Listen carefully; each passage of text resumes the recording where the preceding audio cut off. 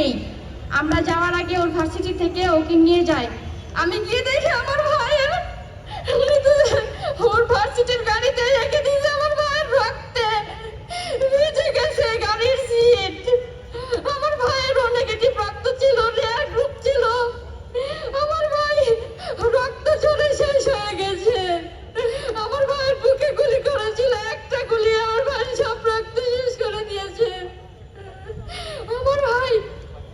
আমার ভাই সহ যত শহীদ হয়েছে, যত ছাত্র এবং জনতা শহীদ হয়েছে, ওরা যে বাংলাদেশের স্বপ্ন দেখে শহীদ হয়েছে, ওরা তো শহীদ হয়েই গেল। সেই বাংলাদেশ তো পড়ে আছে।